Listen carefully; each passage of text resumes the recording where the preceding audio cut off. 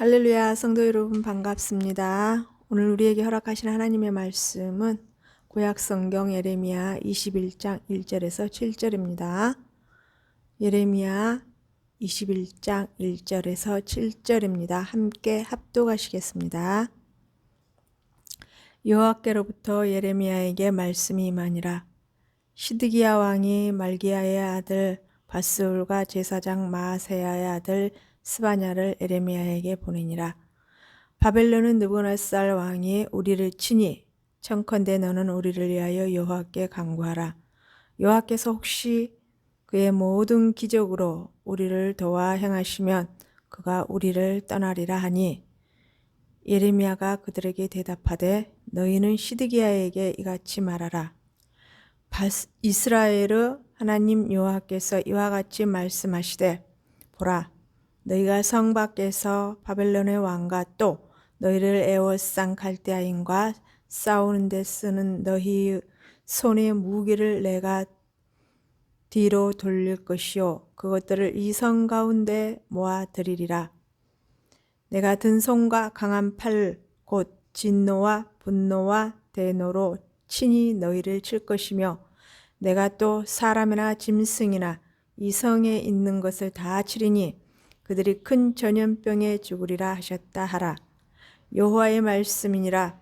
그 후에 내가 유다의 왕 시드기야와 그의 신하들과 백성과 및 이 성읍에서 전염병과 칼과 기근에서 남은 자를 바벨론의 느부갓네살 왕의 손과 그들의 원수의 손과 그들의 생명을 찾는 자들의 손에 넘기리니, 그가 칼날로 그들을 치되 측은히 여기지 아니하며 긍휼히 여기지 아니하며 불쌍히 여기지 아니하리라 하셨느니라.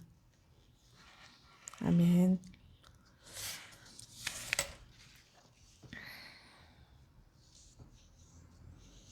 지난주에 말씀에서 예레미야 선지자는 너무나 고통스러워하고 힘들어했죠.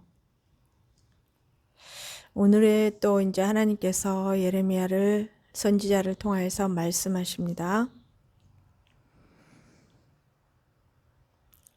이제 오늘 본문 상황을 보면요, 이제 시드기야 왕이 바스울과 스바냐를 예레미야 선지자에게 특사로 보냅니다. 그것은 중보 기도를 부탁하려 합니다. 그 요지는 바벨론 느부갓네살 왕이 유다를 치려고 예루살렘을 포위하고 있으니 느부갓네살 왕의 마음이 변화가 있어 떠나게 할 수 있도록 기적을 하나님께서 베풀어 주시기를,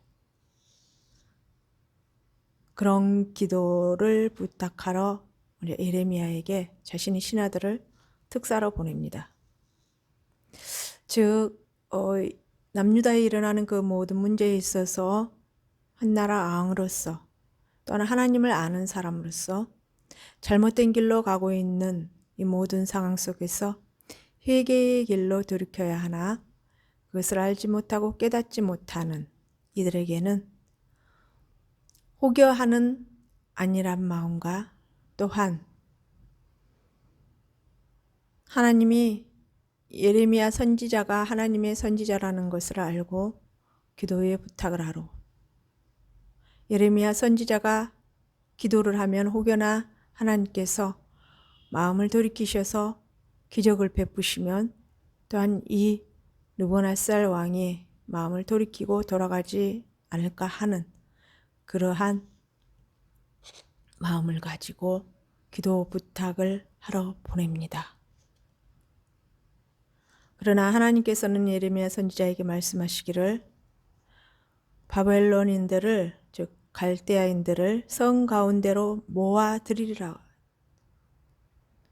이 시드기야 왕은 이 갈대아인들이 떠나기를 원했으나 하나님께서는 오히려 그 반대로 모아들일 것이다. 그리고 너희를 불쌍히 여기지 아니할 것이라고 선포하게 하십니다. 자, 오늘 본문 내용의 말씀은 첫째로 시드기야 왕의 기도 부탁이라는 내용으로 말씀을 올려드리겠습니다. 1절에 이제 본문에서 시드기야 왕은 BC 588년 바벨론의 느부갓네살 왕으로부터 침략을 받자 당황하여 예레미야를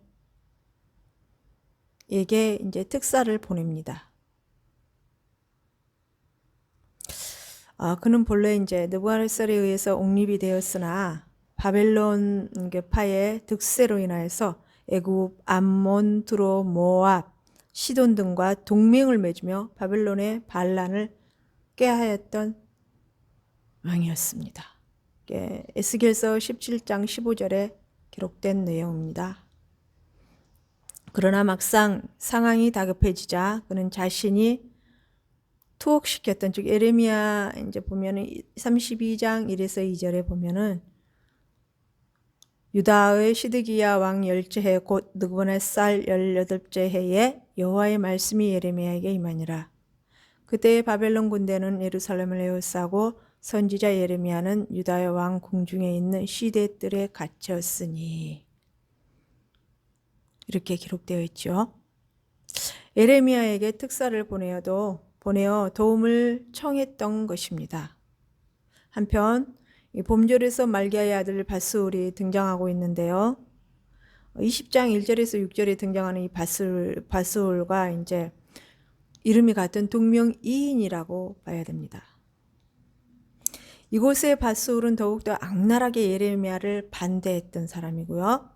훗날에 가서 예레미야를 반역죄로 처형하려고까지 했던 사람이었습니다. 38장 1에서 13절의 내용을 보면요, 이 내용이 기록되어 있습니다.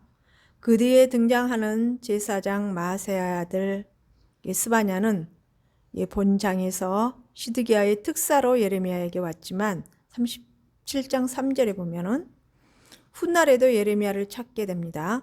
그는 예레미야에 대해서 그렇게 적대감을 가지고 있지 않았던 사람이었던 것 같습니다. 그는 29장 25절에서 27절에 예레미야를 징책하지 않았다고 비난을 받는 사로 언급되어 있습니다. 즉 예레미야를 대적하지 않고 징책하지 않았다고 오히려 동료들에게 비난을 받는 그런 상황에 있다라고, 이렇게 그러한 내용이 29장 25절에서 27절에 기록되어 있는 내용입니다. 2절에 여호와께 간구하라, 기적으로 우리를 도와 행하시면, 유행을 바라는 거죠. 여기에서 간구하라, 다라시라는 언어는요, 이 단어는 하나님께서 하나님의 생각과 뜻을 찾고자 할 때 흔히 사용되었던 단어였습니다. 구약 성경에 이 말씀이, 이 단어가 다양한 문맥 속에서 나타나고 있습니다.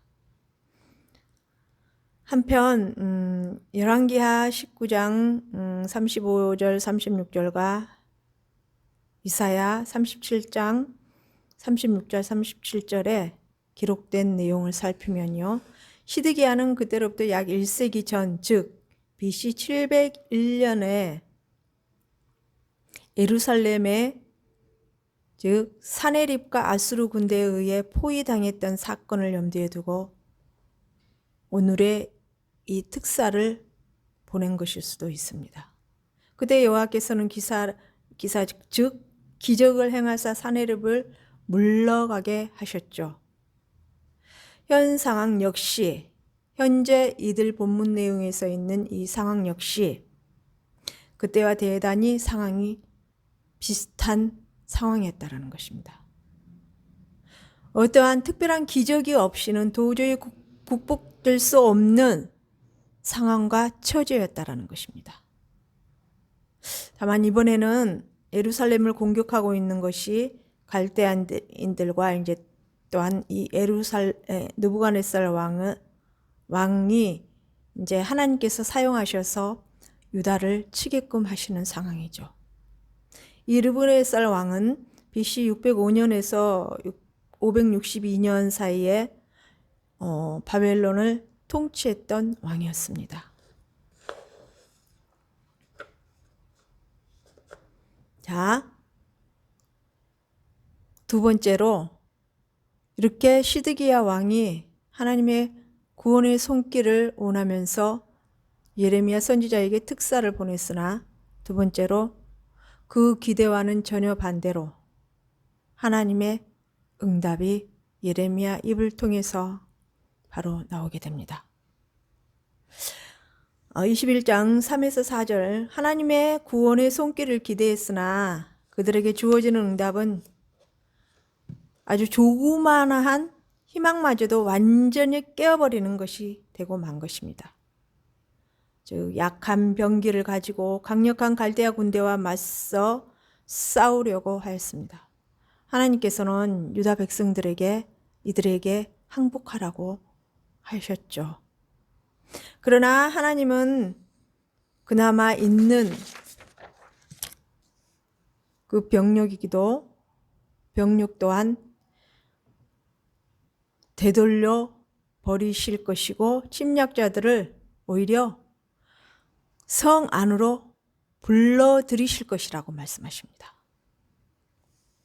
이제 유다 백성은 예루살렘 함락을 돌이키기 위한 하나님께로부터 도우심을 기대할 수가 없습니다. 왜냐하면 범죄한 유다를 징벌할 목적으로 하나님께서 친히 유다를 대적하시기 때문입니다. 시드기야 왕은 예레미야 선지자의 중보기도로 하나님의 뜻을 돌이키려 했으나 이미 하나님께서는 이들에게 내릴 대진노 친히 치실 것을 작정하셨음을 이 내용을 통하여서 알 수가 있습니다. 5절에 말씀하십니다.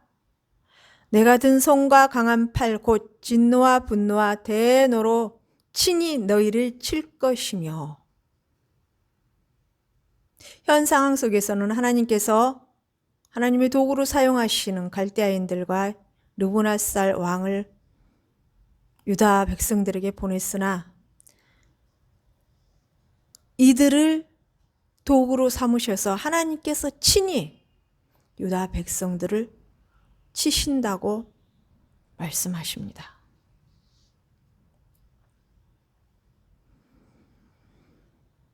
든 손과 강한 팔에 사용되었던 이게 히브리어를 여러 가지 단어로 사용되는 베아드, 네투야, 위즈로, 하자카 이러한 표현들은 32장 21절에도 또한 쓰이고 있습니다. 구약에서는 이와 유사한 표현들이 가끔 등장하는데요. 주로 모세의 오경에서 많이 등장합니다. 하나님께서 이스라엘을 구하기 위한 거룩한 전쟁을 치르실 때에 주로 쓰였습니다. 이런 사실을 감안한다면 하나님이 유다에 대하여 성전을 치르고 있다라는 느낌을 받을 수도 있겠죠. 즉 유다 백성들을 돌이키게 하기 위하여서 하나님의 거룩한 백성으로 거듭나게 하기 위하여서 이들이 하나님 앞에 얼마나 하나님의 마음을 아프겠고 하나님을 배교했으며 또한 성전 안까지 우상을 끌어들이고 하나님을 배교하며 하나님의 그 질투를 일으켰는지 이들은 분명히 알고 깨닫고 또한 알아야 될 것입니다. 현재 신앙생활하고 있는 우리 또한 역시 마찬가지로 우리의 마음의 중심에 무엇이 있는지 분명히 살피고 돌아봐야 될 것입니다. 즉 저부터 또한 우리 성도님들 하나님을 섬긴다고 하나 깊이 돌아보고 살펴보아야 될 것은 정말 내 마음 깊은 곳에 내 안 깊은 곳에 나 자신도 모르게 하나님 외에 또 다른 것을 섬기고 있는지 물질 만능주의에서 최고로 여기는 돈을 우상으로 섬기고 있지 않은지 또한 세상 살아가는 데 있어서 필요한 그 모든 것들을 하나님보다 더 우선순위로 두고 있지는 않은지 우리 자신을 돌아보고 또한 이 말씀 속에서 말씀을 비추어 보아 우리를 살펴보아야 될 것입니다. 매 순간순간마다 나의 중심은 어디에 있는지 나의 중심은 무엇을 향하고 있는지 늘 우리를 돌아보고 또한 죄의 자리에 서지 않도록 우리는 우리 자신 스스로를 늘 경계하며 또한 하나님께서 주시는 말씀을 통하여서 말씀을 비교하여서 말씀을 비추어서 특히 내 자신 스스로를 먼저 하나님 앞에 바로 내어놓고 잘못된 길이 있다면 죄된 길이 있다면 즉시 회개하고 돌이켜서 하나님께 용서함을 받고 용서를 구하고 은혜를 구하는 자리에 서는 참된 성령의 지혜의 사람으로 하나님께 나아갈 수 있는 신실한 믿음의 자로 서 있어야 될 것입니다. 6절에요. 대적의 그 고난을 당할 그 대상을 하나하나 하나님께서 사람이나 짐승이나 이 성에 있는 것들을 다 치신다고 그들이 큰 연병에 죽으리라고 이렇게 말씀하십니다. 성경에는 연병, 데벌에 대한 언급이 자주 나옵니다. 즉, 그 증상에 대해서는 정확히 밝히고 있지는 않으나 대체로 흑사병, 티푸스, 콜레라, 천연두 등의 전염병을 성경에서 연병으로 지칭된 질병으로 짐작해 볼 수가 있습니다. 이 연병은 구약시대 사람들이 매우 두려워하던 병 중에 하나였습니다. 왜냐하면 의학기술이 전혀 발달하지 못했던 당시에는 병에 걸리면 거의 죽음을 면치 못했기 때문입니다. 출애굽 후 광야에서 배회하던 이스라엘은 하나님께서 불순종한 결과 연병의 형벌을 4차례나 받았으며 그것이 기록된 것은 민수기 11장과 14장, 16장, 25절 등에 기록되어 있습니다. 예레미야와 에스겔도 불순종에 따른 하나님의 징벌로서 이 말 연병에 대해 수차례 예언하고 있습니다. 본장 14장, 24장과 또한 에스겔 7장, 12장 이렇게 기록되어 있습니다.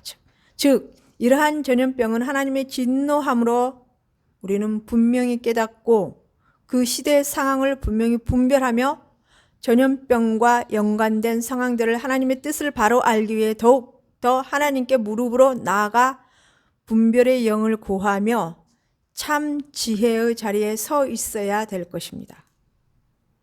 세상과 하나님의 뜻을 분명히 분별하여 어떤 상황 속에서도 오직 하나님의 참 뜻을 분별할 수 있는 성령 안에 거하여 이 시대를 분별할 수 있는 그리하여서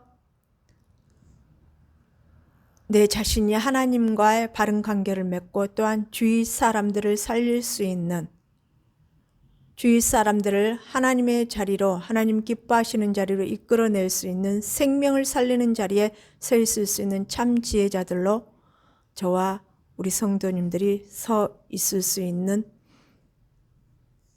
그러한 하나님의 사람으로 인정받기를 소망합니다. 7절에 단호하게 말씀하십니다. 한번 같이 읽겠습니다. 여호와의 말씀이니라 여호와의 말씀이니라 그 후에 내가 유다의 왕 시드기야와 그의 신하들과 백성과 및 이 성읍에서 전염병과 칼과 기근에서 남은 자를 바벨론의 느부갓네살 왕과 손과 그들의 원수의 손과 그들의 생명을 찾는 자들의 손에 넘기리니 그가 칼로 그들을 치되 측은히 여기지 아니하며 긍휼히 여기지 아니하며 불쌍히 여기지 아니하리라 하십니다. 이 정도로 하나님께서 분노하시고 화가 나셨다는 것입니다. 즉 연병에서 살아남고 또 칼과 기근에서 살아남은 왕들과 신하들 그리고 그 밖의 사람들은 느부갓네살 왕의 손에 넘겨지게 될 것입니다. 신하에 해당하는 에베드는 원래 종, 노예, 하인을 뜻하나 여기서는 유다왕 시드기야를 보좌했던 근신들을 말합니다. 열왕기하 25장을 참조하면요, 이 구절에 대해서 언급되고 있는 역사적 상황을 좀 더 분명하게 인식할 수 있을 것입니다. 결론적으로 하나님께서는 분명 당신의 하나밖에 없는 외아들, 우리 주 예수 그리스도를 내 죄를 위해서, 성도님들의 죄를 위해서 죄를 사해 주시고 우리를 천국 백성으로 만들기 위해서 하나뿐인 예수 그리스도의 생명까지 내어주시는 우리를 지극히 사랑하시는 분이십니다. 그러나 분명한 것은 하나님께서는 사랑의 하나님만이 아니라 죄 앞에서 정의와 공의의 하나님이라는 것을 분명히 알고 깨달아야 될 것입니다. 하나님께서는 죄를 아주 싫어하십니다. 하나님의 속성은 선하시고 거룩하시고 사랑이 많으신 분이시고 인내하시는 분이십니다.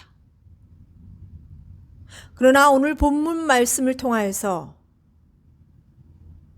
주시는 이 말씀을 보았을 때 유다인들을 향하여서 하나님께서 그들이 죄를 돌이키도록 수많은 여러 명의 선지자들을 보내셨고 또한 그들에게 하나님께 돌이키라고 선포하였으나 그들은 하나님의 말씀을 듣기를 싫어했습니다. 오히려 죄의 길을 치닫고 오히려 자신들이 하나님의 거룩성을 닮아서 열매를 맺어 이웃 나라를 살리고 그들을 하나님의 백성으로 이끌 자리에 서 있는 그런 극상품의 자리에 있어야 됐으나 오히려 이웃 나라를 쫓아가며 그들의 죄를 쫓아가며 그들의 죄를 따라가며 우상 숭배하며 하나님을 마음을 아프게 하고 분노를 극에 달하게 하는 그러한 자리에 있었던 것을 볼 수가 있습니다.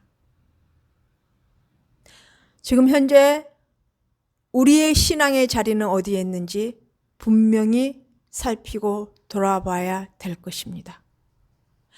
내 자신을 성도님들의 모습을 정말로 말씀을 늘 가까이 하면서 말씀과 비추어 보면서 또한 늘 하나님 앞에 무릎으로 나아가서 자기 자신을 돌아보고 하나님 앞에서 내 자신의 신앙의 모습은 어떤 모습인지 분명히 하나님과 정말 깊은 교류를 통하여서 주의 뜻을 분별할 수 있는 참 지혜의 자리에 서 있을 수 있는 귀한 하나님의 사람으로서 은혜의 자리에 늘 서 있을 수 있는 귀한 분들이 되기를 소망합니다.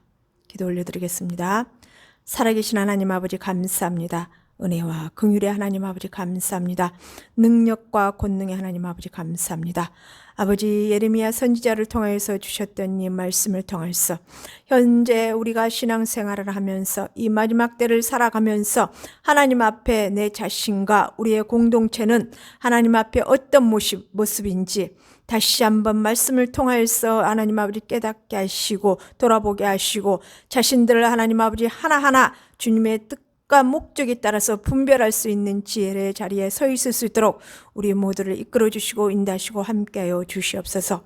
아버지 정말 우리의 고집과 아집으로 나는 하나님의 뜻대로 간다고 하고 있으나 오히려 하나님의 마음을 아프게 하는 자리, 죄의 자리에 서 있지는 않는지 내 마음 깊은 곳에 우리의 마음 깊은 곳에 하나님 아닌 또 다른 것을 우상 숭배하면서 아버지의 마음을 아프게 하고 아버지를 하나님 아버지 근심하게 하는 성령님을 근심하게 하는 자리에 서 있지 않도록 우리를 붙들어 주시고 인도하시고 함께하여 주시옵시고 늘 은혜의 자리에 서 있을 수 있도록 우리가 매 순간순간 우리 주 예수 그리스도의 그 고난과 또한 하나님 아버지 그 고난을 통하여서 우리를 성화시키시고 그 보혈의 피로 말미암아 우리의 모든 것을 깨끗이 정결하게 씻어주심을 믿습니다.